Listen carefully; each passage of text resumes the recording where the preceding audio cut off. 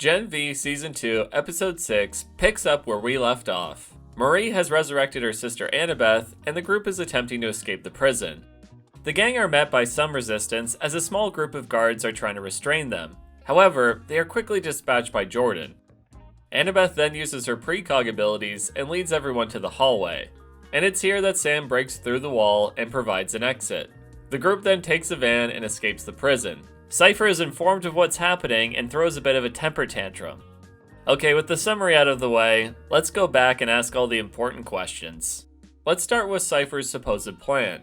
So he killed Annabeth and lowered the security so that Marie would escape and find Annabeth's body. This would trigger her resurrection powers and therefore unlock her true potential. Now I asked this in the last video, but I don't know why Cipher came up with this convoluted plan to have Marie escape her cell, when he could have just killed Annabeth in front of her and gotten the same result. After all, there's a huge possibility that Marie doesn't escape, at least not for a while. Like, how long does this resurrection thing work for? Is there a time limit? Or does it only work if someone has just died? What if Marie didn't get to Annabeth in time? And if you're gonna let these very powerful and dangerous superhumans out of their cells, then why wouldn't you have an army of security on standby? You could also have other superheroes there ready to help detain Marie. Arm them with tear gas, tasers, these frequency rifles, and whatever else you got. You know, prepare for the situation you are creating.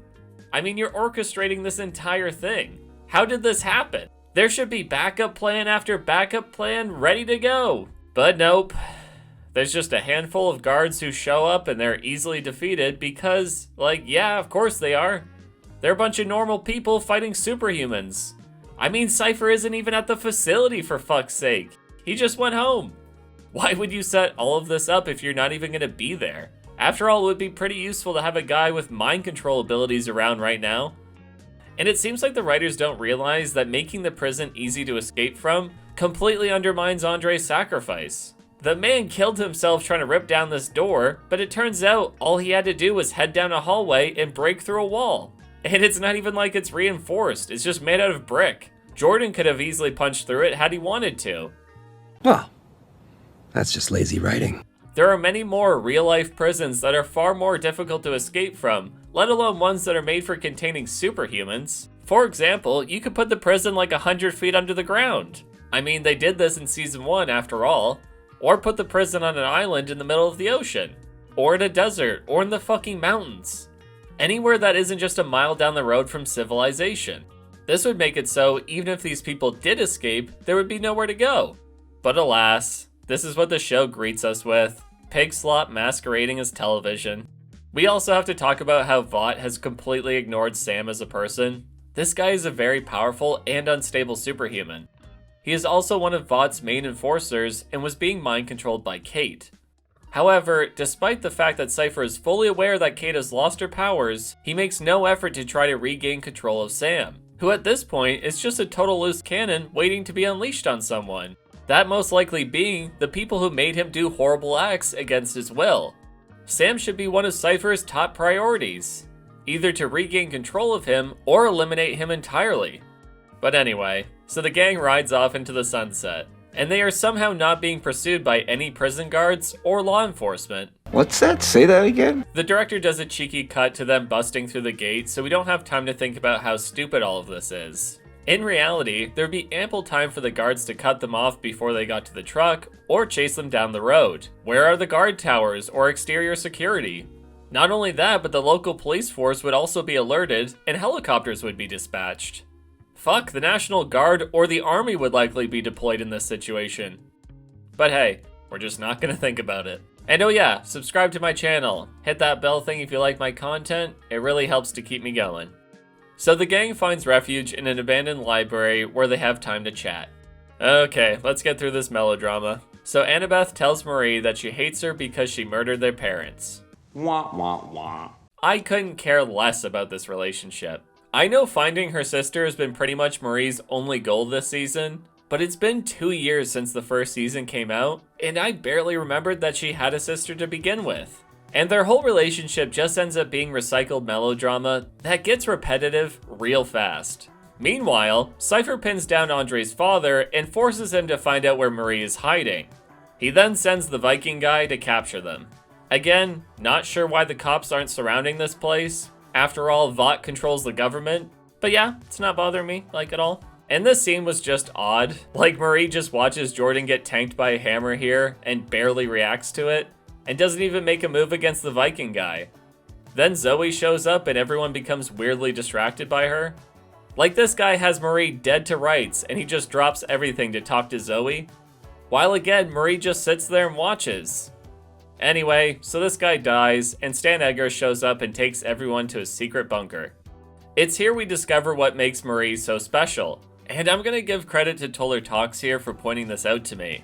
Because on my first watch, I didn't realize just how significant of a problem this was.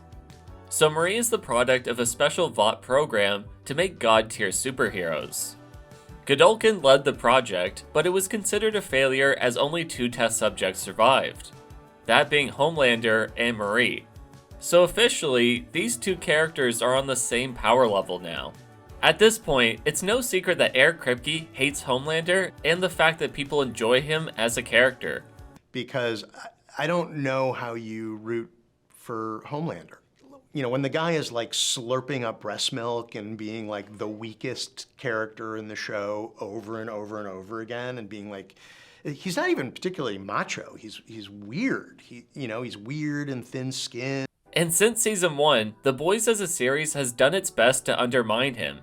They have made Homelander stupid, irrational, and gross. All of these things have made him a less threatening character. Initially, Homelander was a very intimidating antagonist. He was of course the most powerful being in the world, but he was also willing and capable of doing whatever he wanted. And he was actually pretty smart. After all, he got Vought the military contract they wanted, and understood Butcher to be a real threat while everyone else underestimated him. But now Homelander is like Homer Simpson, he just gets dumber with every passing season. He's led around by people who are both more competent and capable than he is. And he can only be relied on to make mistakes or rage out at the smallest issues. This has left his strength to be his last remaining quality that truly makes him a threat. But now even that has been stripped from his character. Marie is now as powerful as Homelander, if not more so, despite doing very little in the way of earning it. Homelander was tortured and experimented on for most of his life. He endured tremendous amounts of trauma, but in doing so, became the most powerful superhuman. We are shown that the training and exercise of his powers was relentless. Marie, on the other hand, has had pretty much zero in comparison. I mean, sure, we have seen her abilities improve over the course of 2 seasons, but it's been rather inconsistent.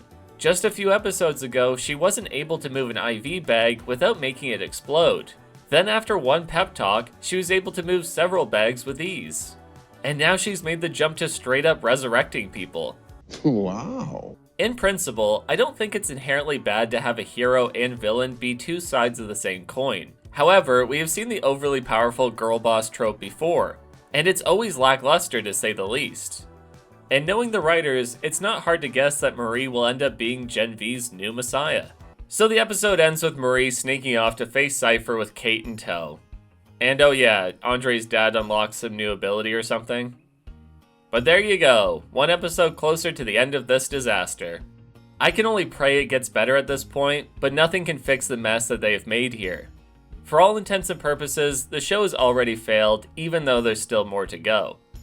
Hey, so if you like my Gen V content, then check out some of my other videos, where I cover more of this show, as well as The Boys Season 4. I also have a podcast covering these topics with my friends Toller Talks and Lumar, where we go a bit deeper into these discussions. And of course, if you want to become a member, subscribe to the channel, hit that bell button, leave a comment, and share the video. Goddamn, do they make you work for it. And like always, I'll see you on the next one.